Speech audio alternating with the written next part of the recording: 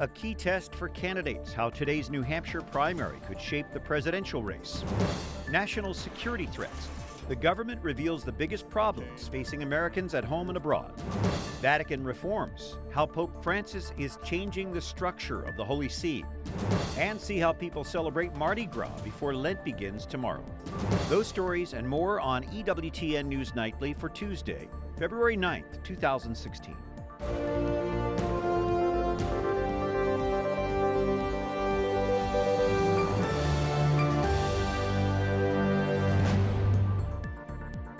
A critical vote tonight in New Hampshire. This is the nation's first 2016 presidential primary. Good evening. Thanks for joining us. I'm Brian Patrick. Not slowed by snow, the candidates and voters come out in force today. Political director Lauren Ashburn begins our team coverage tonight. Brian, the polls in New Hampshire opened at 7 a.m. this morning, except for a few places that started voting at midnight. We could see a record turnout. 65% of the people in the state are registered to vote, and they are known for being undecided until the last minute. Let's take a look at the polls. The final CNN WMUR poll taken before the primary shows Republican Donald Trump in the lead with 31%, followed by Marco Rubio with 17%, Ted Cruz 14%. On the Democratic side, Bernie Sanders has shot to the top with 61%, and Hillary Clinton comes in at 35%. The candidates have been on the trail nonstop since last week's Iowa caucuses, and now Jason Calvi joins us from the newsroom to tell us about the last dash for votes in New Hampshire. Jason. Lauren, as you mentioned, New Hampshire is known for their voters. They're making last-minute decisions. They're also known for their independent voters. 44% of the state's 870,000 voters call themselves independent. So candidates are circling the state, a whirlwind for every last vote. In just a few hours, we'll know who will be happy in New Hampshire. The state's many independents can vote in either party's primary, making them a key group. I had like a whole bunch of people at my first town halls today who said, we're still undecided. I'm like, tick tock, tick tock. Come on now. This independent voter is leaning either for Republican Donald Trump or Democrat Bernie Sanders. I like that they're outsiders. I like to see the insiders sweat a little bit. I do. Sanders has a 13-point lead over Hillary Clinton in this state, but her entrance song says it all.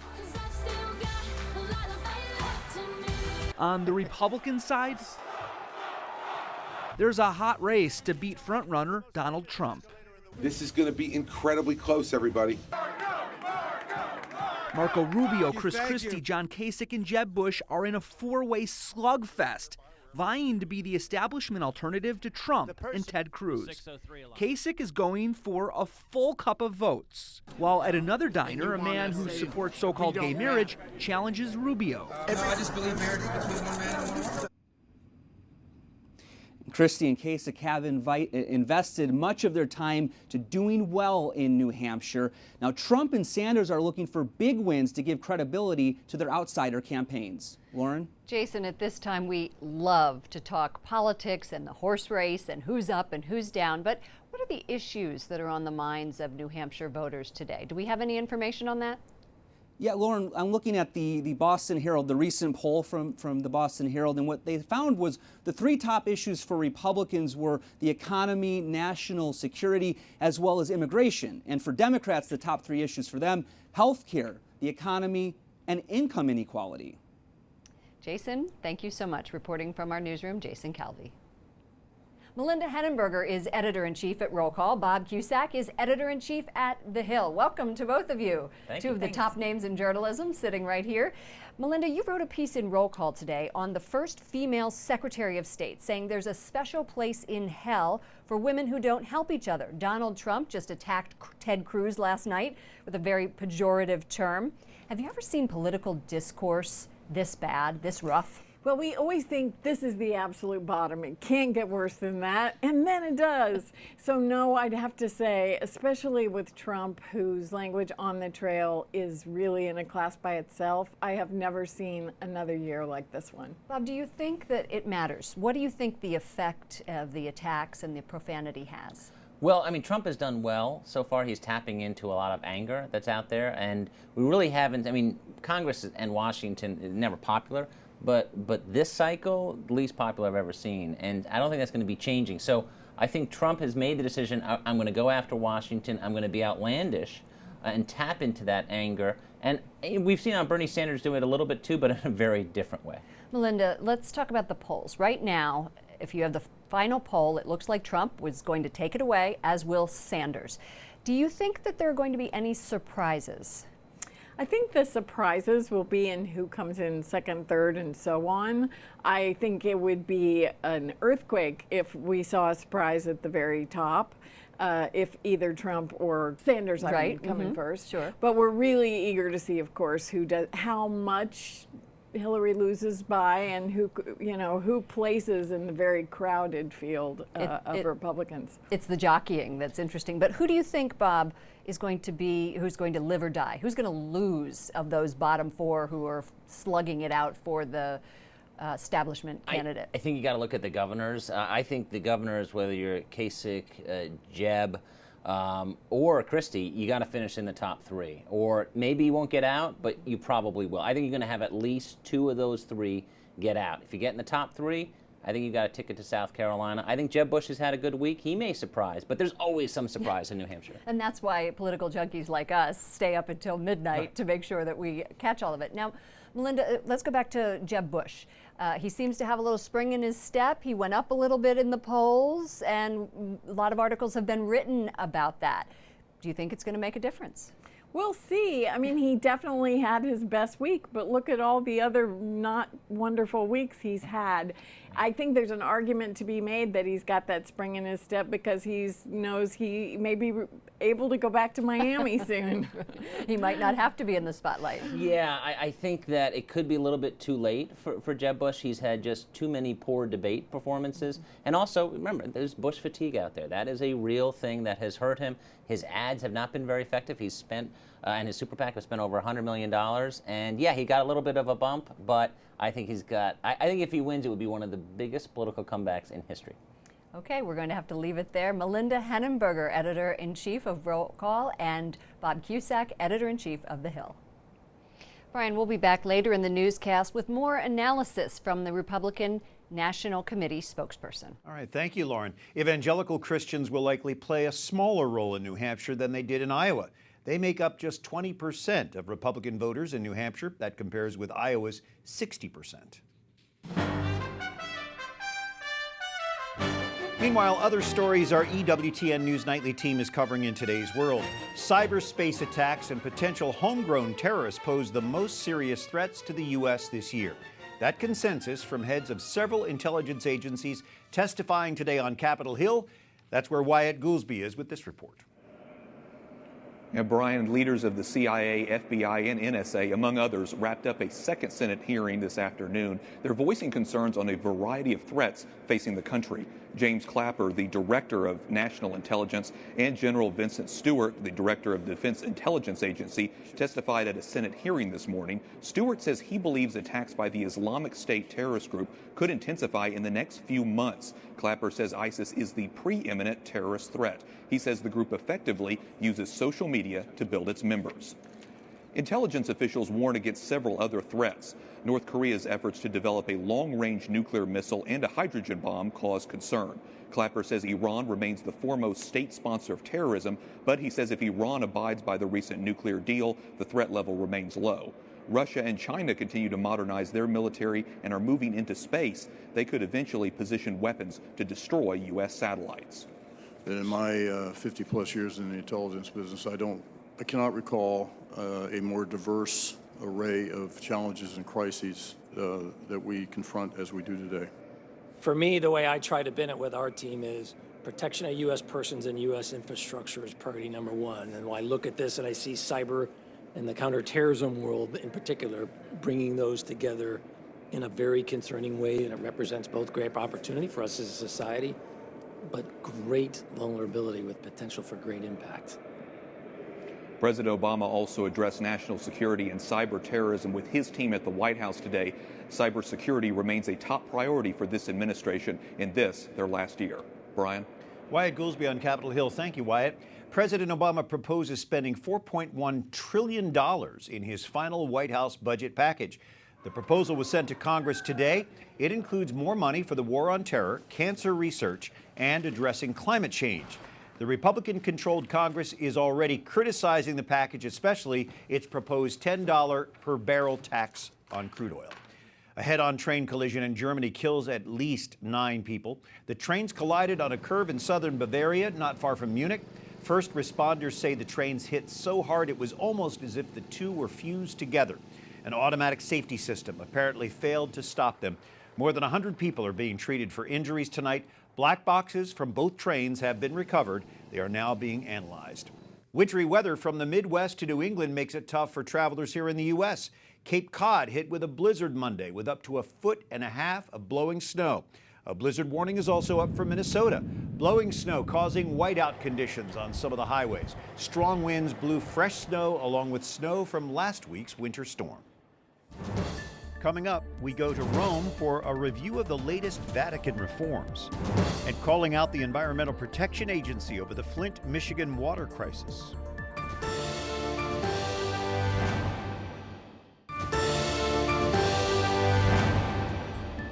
Pope Francis meeting today with his missionaries of mercy. They're being commissioned to extend God's mercy during this year's Jubilee. The Pope stresses the importance of their role in the confessional. He asks them to concentrate on a person's repentance, not on their sin.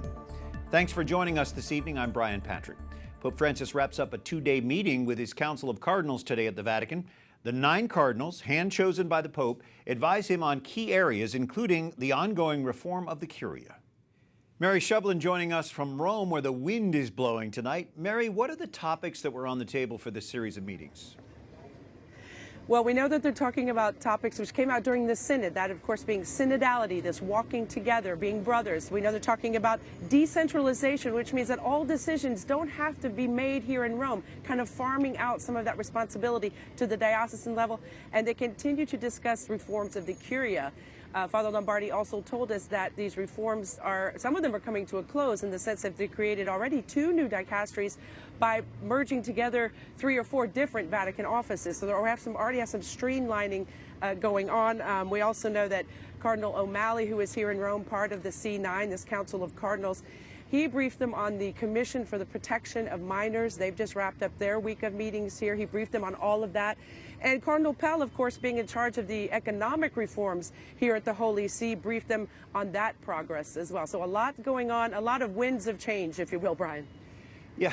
Are we getting any updates from the so-called C9 about ongoing reforms?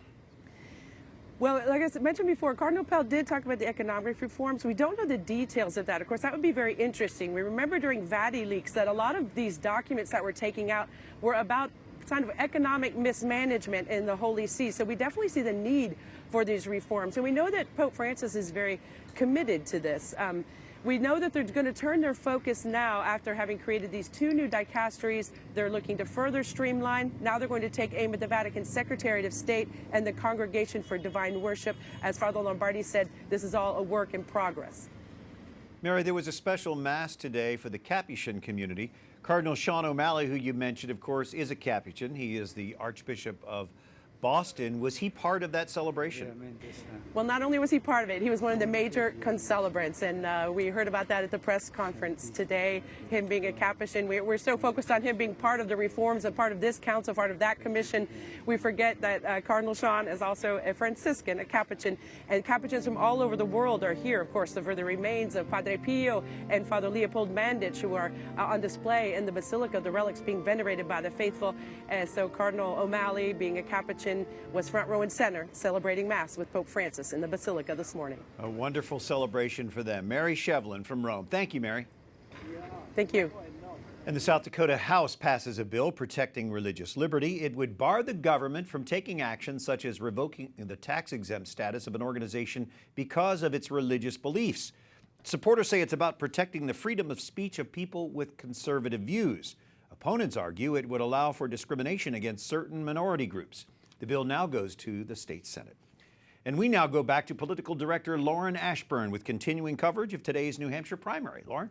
Brian, thank you so much. You know, Donald Trump is widely expected to win the Republican primary, but many establishment Republicans are looking for an alternative. Ruth Guerra is the spokeswoman for the Republican National Committee, and she joins us now on set. Thank you so much. Pleasure to be with you.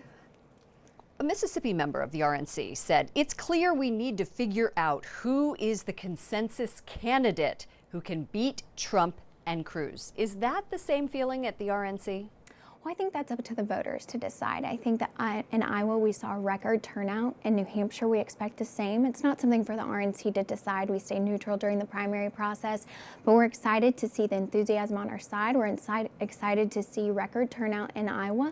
And again, we expect in New Hampshire. So it's not for someone in Washington to be saying who is and who won't be the Republican nominee. It's up to the voters to decide. All right. In December 2012, after Mitt Romney lost, Chairman Reince Priebus commissioned the Growth and Opportunity Project, GOP, in which it said, you need to come up with a plan to attract women and ethnic minorities. It's pretty much saying that document is dead right now when it comes to women. Let's take a listen to this soundbite. I would love to see a woman in the White House. I don't know if Hillary Clinton is that candidate. Most women, it seems, are backing Bernie Sanders, and Carly Fiorina is so far down in the polls that it seems likely that she will drop out. Is that GOP document dead? Where is the effort to attract women? Well, I think that quote right there is more problematic for Hillary Clinton, right? If Bernie Sanders and Hillary Clinton are going head to head for the women vote right now with the Democrat base. I do think Hillary Clinton does have a problem. We saw it in Iowa, but I also think that Republicans have an opportunity with women, have an opportunity with Hispanics as well as African Americans and as well as Asians, and that's part of the Growth and Opportunity Project, to engage them on a daily basis, and that's exactly what we've done. But it's pretty hard to engage them when your candidates are saying, build a wall, ban Muslims. Is it safe to say that those are anti-immigrant, anti-ethnic minority positions, and are they supported by the RNC? Well, I think another thing that we have to remember is that the Hispanic community, neither the Asian American community or women in general, we're not a monolith. We think all very differently, and Cuban Americans and Mexican Americans think differently when it comes to immigration, as well as do people that come from Venezuela or Nicaragua. So I think we have to remember that when it comes to immigration, but we do have to engage them. We have to be present, and that's something that the Republican National Committee has been doing since 2013. And I think we saw the inroads and the victories that we've made in 2014 with electing Senator Cory Gardner in a place like Colorado, Congressman Mike Coffman. We also saw victories in South Florida with Congressman Carlos Curbelo, who took out a Democrat Hispanic incumbent. So these are the kind of victories that we're going to try to repeat in 2016, and that's why we have our team on the ground laying the groundwork for our potential nominee. All right. Thank you so much for joining us, Ruth Guerra from the Republican National Committee. Thank you. Up next, mothers and others express concern about environmental problems across the country, and blessing the Pope-mobile ahead of the Holy Father's trip to Mexico.